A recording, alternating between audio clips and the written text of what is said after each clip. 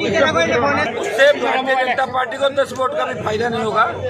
लगातार मिर्जा परिवार पिछले 20 साल से हमसे हार रहा है। 2 बार वो खुद अभी MP मारी, अभी मेरे छोटे भाई के सामने उसका चाचा हारा, और जो उसका दूसरा चाचा है वो गले पड़पुड़ा के जीत के हम लोग हाथा जोड़ी करके लोगों से। इनका कोई राजनीतिक वजूद इन लोगों का वहाँ नहीं रहा, क्योंकि मिर्जाओं ने जिस तरह नागौर को बर्बाद किया है, नागौर को बरगलाया, नागौर में विकास नहीं करवाया। नागौर के लोग मिर्जाओं को ढूंढ रहे हैं कि वो कहाँ दादाजी परदादाजी गए जिन्होंने बर्बादी करके नागौर को छोड़ दिया।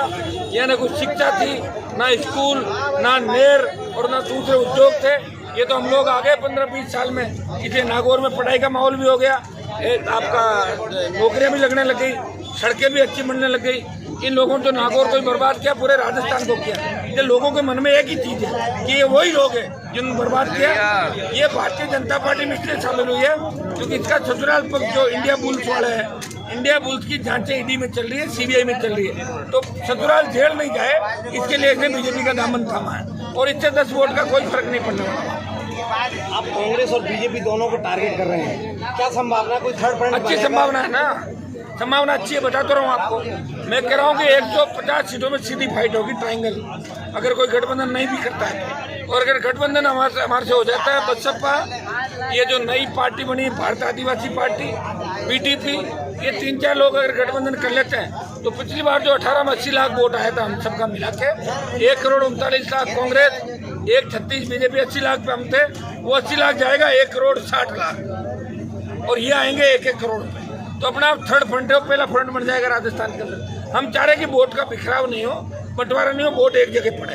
इसके लिए मेरी तरफ से मैं प्रयास कर रहा हूँ गठबंधन। क्या बसपा में बातचीत हुई है संबंध? पूरी बातचीत हुई है। गठबंधन नहीं भी होगा ना तो भी राष्ट्रीय लोकतांत्रिक पार्टी जाम बांध देगी राजस्थान के अंदर। इस बार बहुत बड़ी ताकत के साथ RLP को जो सर्व समाज का समर्थन मिल रहा है, जो सोशल इंजीनियरिंग हम लोग कर रहे हैं, आप देखिए कि 2 महीने बाद राजस्थान में दोनों पार्टियों के लिए प्रचार करना असंभव हो जाएगा।